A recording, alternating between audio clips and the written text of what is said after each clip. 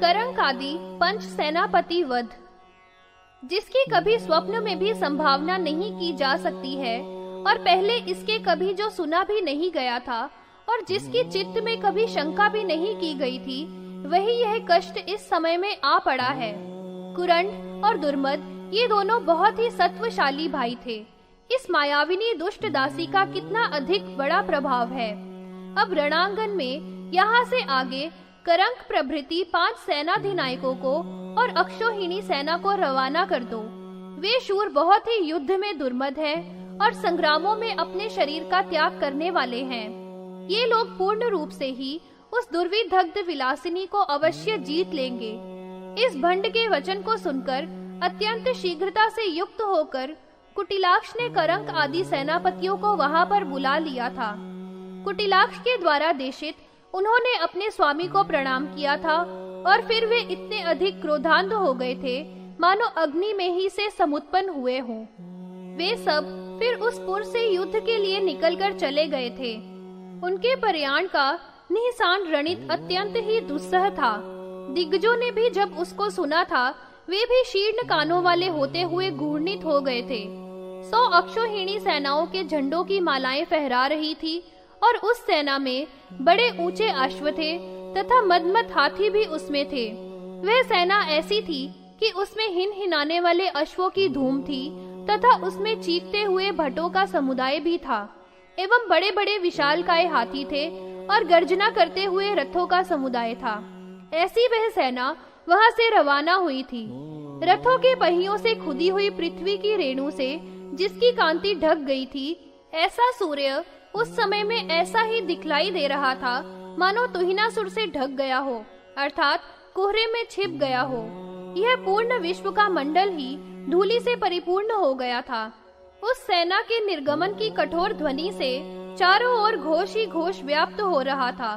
उस समय में धूलि के ऐसे जाल छा गए थे कि समस्त दैत्यों के सैनिक इस धूलि से समाक्रांत हो गए थे, अर्थात सभी धूलि से भर गए थे।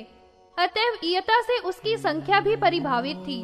उस सेना में बहुत प्रकार की ध्वजाएं थी जो मीन तथा व्याल आदि से चित्रित हो रही थी। वे सभी सेनाएं उस धूलि से परिपूर्ण जाल में महोदधि में मत्स्यों के तुल्य चल रही थी।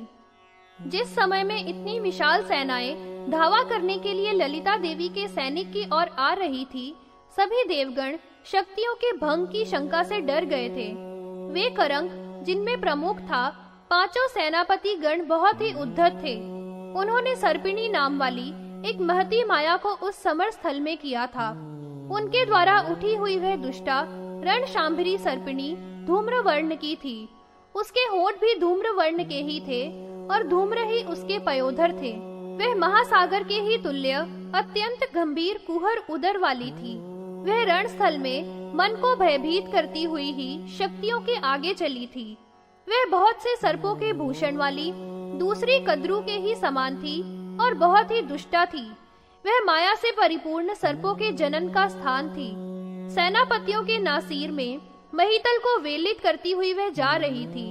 उसका महान घोर शब्द था जिसको वह कर रही थी और प्राय उसने उस चक्र को वेलित सा कर दिया था। वे 5 सेनापति भी पंचत्व के ही कामुक थे और वे करंक आदि सब बहुत ही दुरात्मा थे।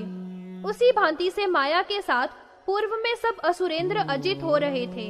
इसके उपरांत उन शक्तियों का और देवद्रोहियों का युद्ध प्रवृत्त हुआ था। वे परस्पर में सभी वीरों की भाषा में घने क्रोध को प्रोत्साहन दे रहे थे। उस समय में अत्यधिक संकुलता थी और परस्पर में भी एक दूसरे का ज्ञान नहीं हो रहा था। दानवगण और शक्तियों ने अपने अपने करों में हथियार ग्रहण करके मार काट की थी। परस्पर में जो आयुधों का संघटन हो रहा था, उस रगड़ से आंच निकल रही थी। समस्त दिशाएं उन आयुधों की टक्कर से समुत्पन्न अग्नि के स्रोत से प्रच्छन्न हो गई थी। उस युद्ध में इतना रुधिरपात हुआ था कि उसकी नदियां बह निकली थी और उसमें हाथी भी छिप गए थे। मांस का तो इतना विशाल कीच हो गया था कि उसमें रथों का मंडल गतिहीन हो गया था। वह युद्ध स्थल रुधिर स्त्राव से पूर्ण था। उसमें जो केशों का जाल था वह शैवाल के ही सदृश दिखाई दे रहा था। वह युद्ध स्थल अतीव निष्ठुर एवं विध्वंस समन्वित था। वहां पर जो सैनिकों का सिंहनाद हो रहा था उससे वह बहुत ही भयावह हो रहा था। उस समय जबकि शक्तियों का और असुरों का घोर संग्राम प्रवृत्त हुआ था, तो वह बहुत ही तुमुल था और राक्षसियों को तृप्ति प्रदान करने वाला था। उस समय घोर जब अंधकार छाया हुआ था और शस्त्रधारियों के शरों से निरंतर दैत्यों के कंठों से रुधिर निकल रहा था।